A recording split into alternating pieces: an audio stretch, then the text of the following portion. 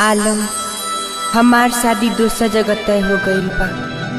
हो सके तो तू हमरा भुला दी हो, काहे से कि ई हमार लास्ट मुलाकात है।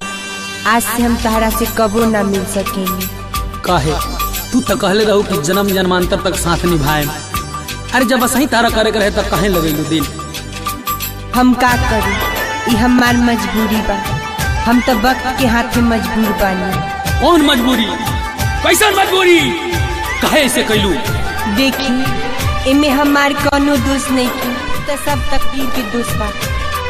अरे हम भी कभी मुस्कुराया करते थे, हम भी कभी मुस्कुराया करते थे, उजाले में भी शोर मचाया करते थे। उसी दिया ने जला दिया मेरे हाथों को, जिस दिया को हम हवाओं से बचाया करते थे। ऐसे मत कही रहुआ, एमे हमार कोनो दोष नहीं की। दिन बात रात हुकबे करी, दिन बात रात हुकबे करी, बादल बात बरसात हुकबे करी। ए करे जा, अगर हमारा रहू जिंदगी रही तो एक न एक दिन मुलाकात हुकबे करी, मुलाकात हुकबे करी।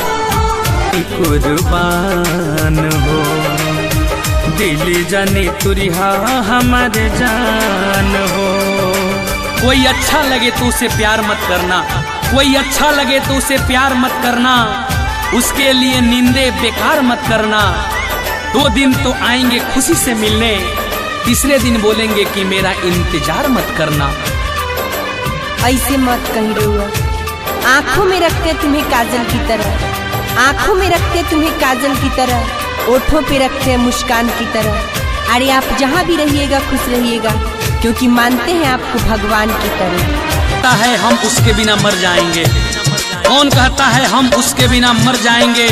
हम तो दरिया है समंदर में उतर जाएंगे, वो तरस जाएंगे प्यार की एक एक बूंद के लिए। हम तो बादल हैं प्यार के, किसी और पर बरस जाएंगे।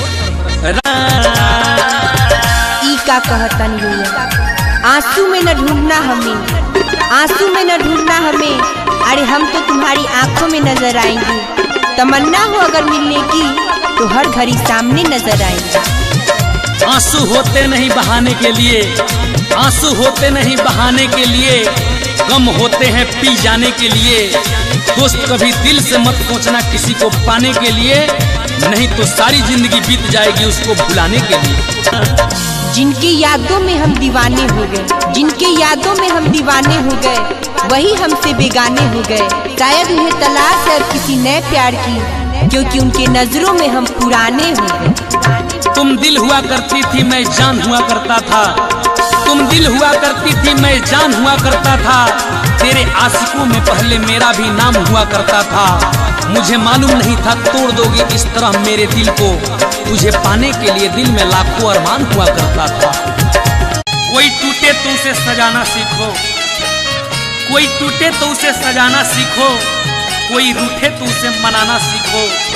रिश्ते तो मिलते हैं मुकद्दर से, बस उन्हें खूबसूरती से निभाना सीखो। एक दुआ मांगते हैं हम अपने भगवान से, चाहते हैं आपको पूरी दिलो जान से। सब हसरतें पूरी हो आपकी और आप मुस्कुराएं दिलो जान। धीरे सब दूर होते गए, धीरे धीरे सब दूर होते गए, वक्त के आगे मजबूर होते गए। इश्क में हमने ऐसी चोट खाई कि हम बेवफा और सब बेकसूर होते गए।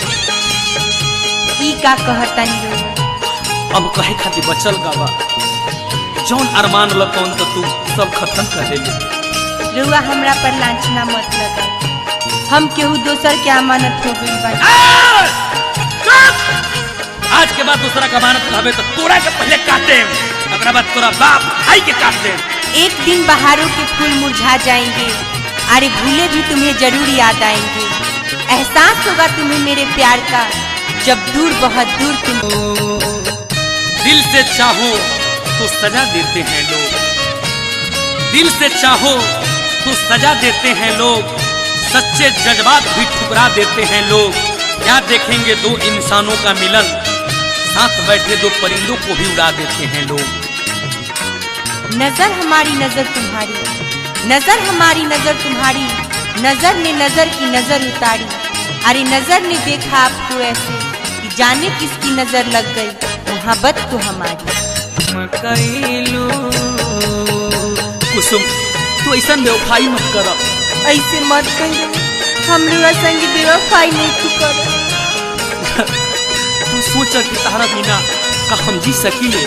रुआ मरे के नाम मत, हम रुआ मुँह से ही कुछ सुनल नहीं की चाह। तो सुनल एक जहाँ तक कहा कि जौन भी तहार कैलू है तुम झूठ। ऐसे मत कहियो, हमें कहूँ वादा झूठ ना कइले रहनी। एगो उ दिन रहे कि तू बिना हमरा से मिलने जात ना रहे। आज वैसन दिन बा कि तू हमरा के देख के आवत नहीं को। हम का कर, ये तो हमरा ले काल हो गई। रुआ रोज रोज बेटाइन हमरा से मिले आ जाते हैं।